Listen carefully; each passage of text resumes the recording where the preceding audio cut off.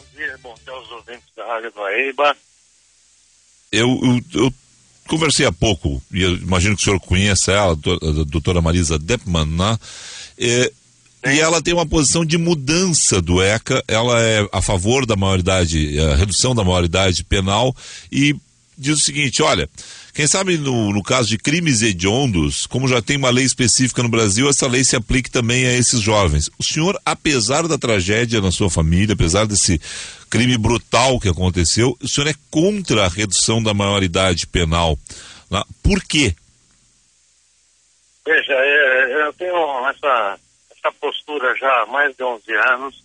Eu venho discutindo e venho estudando esse tema com profundidade. E cheguei à seguinte conclusão: que reduzir a maioridade penal, como inclusive está nos jornais de hoje, o presidente da Câmara, Eduardo Cunha, quer votar com rapidez isso, sem aprofundar o tema, sem discutir isso com a necessária atenção e responsabilidade. Reduzir a maioridade penal, na verdade, vai ser um grande drama para a nossa sociedade, por isso eu sou contrário. Reduzir a maioridade penal significa a gente transformar em crime qualquer chamado de maior ou menor gravidade por jovens a partir dos 16 anos e colocar esses jovens num presídio que nós todos sabemos são comandados pelo crime organizado. Hoje, o jovem que é recrutado pelo criminoso aos 16, 17 anos vai começar a ser recrutado aos 14, aos 15 anos. Ou seja, nós vamos deslocar esse problema da utilização do jovem para cometer crime para uma faixa etária mais vulnerável ainda. Então eu acho que é um grande erro reduzir a maioridade penal. A ideia que eu defendo é a responsabilização de todo menor que cometa crimes hediondos. O que seria isso? Somente para esses casos eu defendo que eles respondam criminalmente dentro de uma unidade prisional da FEBEM, não colocar eles num presídio comum. O que seria essa responsabilização? Quando eu falo FEBEM, é utilizar o padrão que a gente tem em São Paulo hoje de atendimento aos jovens, que não é o perfeito, mas tem dado bons resultados, tem um olhar bem diferenciado do que a maioria dos estados do país. Uhum. O que seria essa responsabilização? Como se daria?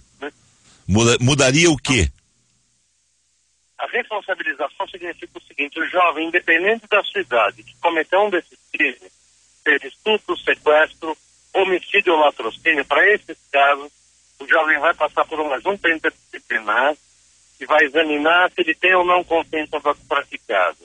E, no caso de ter a consciência, ele deve responder criminalmente para que seja apenado, responder por uma pena efetivamente dentro de uma unidade prisional, mas administrada pela Fundação, pela FEBEM, em São Paulo, Fundação Casa. Uhum. Agora, a gente não vai, aí não cuida da idade, sim do ato praticado, e os jovens que cometam outros atos de gravidade devem continuar dentro do Estatuto da Criança e do Adolescente sem modificação.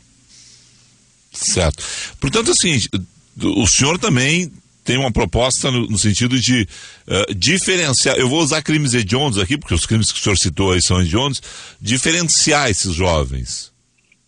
O senhor a doutora Marisa Deppmann propõe que eles, depois de cumprirem pena, né, nessas casas, como Fundação Casa São Paulo, FEBEM, aqui em Porto Alegre, a FASE, né, eles passem para presídios. Se estenda a pena. O senhor não. O senhor diz o seguinte: olha, tem que ter uma diferenciação, mas dentro ainda desses órgãos atuais. A proporcionalidade da pena, ou seja, não é a mesma pena aplicada a maior de idade, seria entre um terço e 2 terços, de acordo com a gravidade, de acordo com os antecedentes desse jovem, assim como não colocar ele depois dos 18 numa unidade prisional, porque você vai perder um bom trabalho feito na FEBEM, que aqui em São Paulo tem um índice de reincidência de apenas 15%, comparado com os presídios que tem mais de 70%.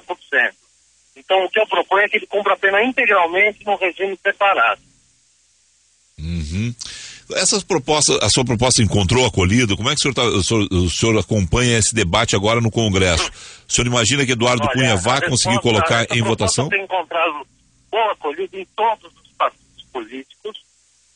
Inclusive, eu estou para ir para Brasília, ainda tem uma data a ser definida para eu apresentar essa proposta na comissão que foi constituída para estudo desse tema, e, na verdade, todos os partidos que têm ouvido a minha proposta, PCdoB, mesmo dentro do PT, no PSDB, vários partidos de todas as orientações políticas com os olhos dessa proposta, porque é uma proposta mais eficaz, também porque é uma proposta que não vai tratar todo o menor a partir dos 16 anos como criminoso, independente do que tenha feito.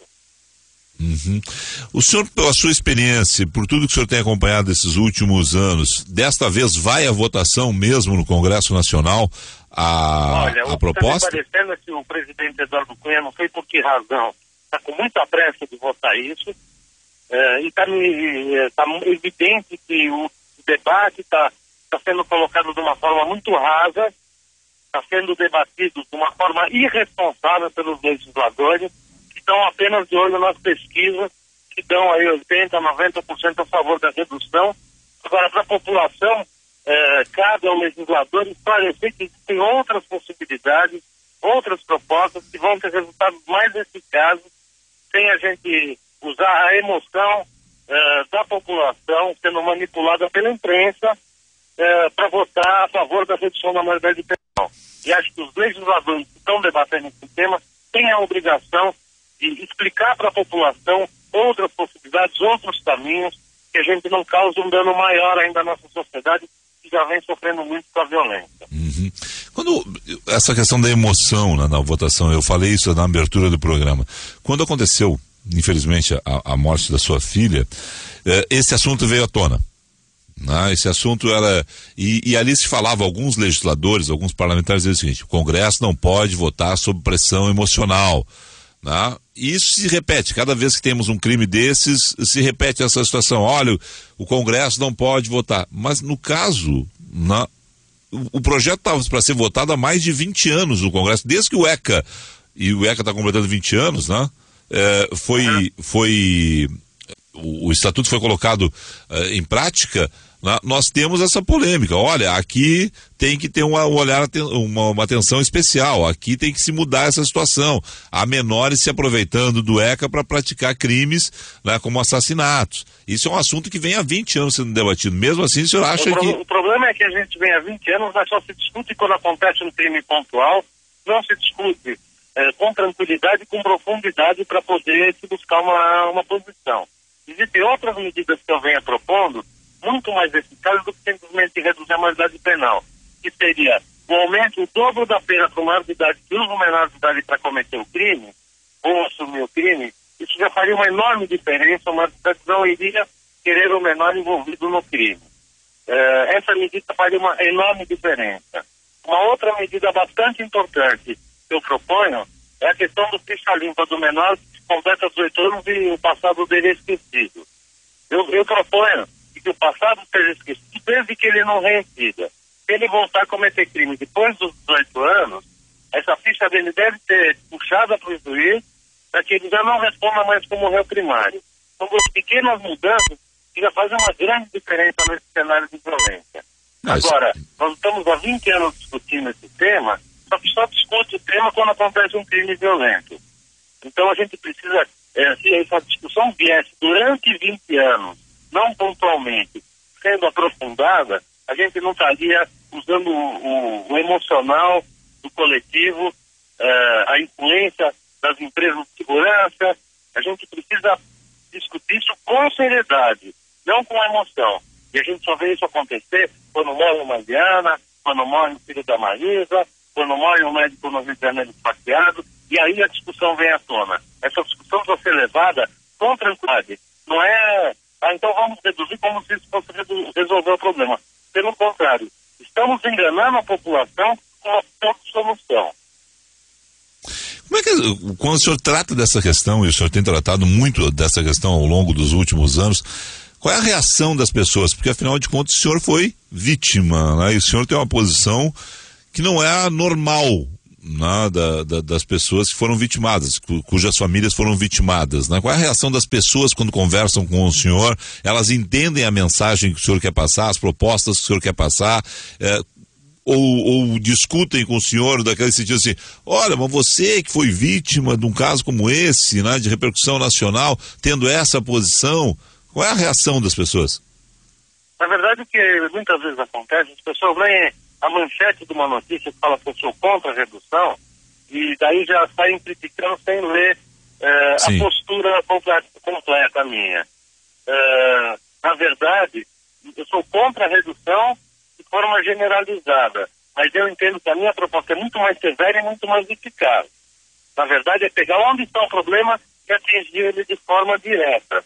Não é, se você pegar um jovem que rouba uma bicicleta e colocar ele num presídio, é evidente que o resultado vai ser péssimo. Isso foi experimentado em alguns países da Europa que reduziram e voltaram atrás, por exemplo, a Alemanha e a Espanha, e teve um aumento, na verdade, da violência, porque esses jovens, colocados nos presídios, sofreram, evidentemente, influência de criminosos perigosos, e se tornaram pessoas muito piores. Então, as pessoas muitas vezes não entendem, porque é um pouco mais complicado a gente colocar uma proposta como essa, do que o simples debate a favor ou contra a redução. É muito mais simplório e muito mais raso a gente falar de a favor ou contra a redução. Sim. Mais eficazes e que não vão piorar, vão melhorar a situação do menor envolvido no crime. O senhor pretende ir para Brasília? O senhor segue conversando com parlamentares de todos os partidos a respeito dessa situação? Qual é o seu trabalho daqui até a colocação em votação por Eduardo Cunha da proposta de redução da maioridade penal? Bom, eu tenho tido contato com todos os partidos, sem exceção, sobre esse tema. A acolhida de muitas pessoas com quem eu converso, dos mais diversos partidos, tem sido ótima. Tem visto como um caminho mais eficiente, mais eficaz a proposta que eu venho colocando.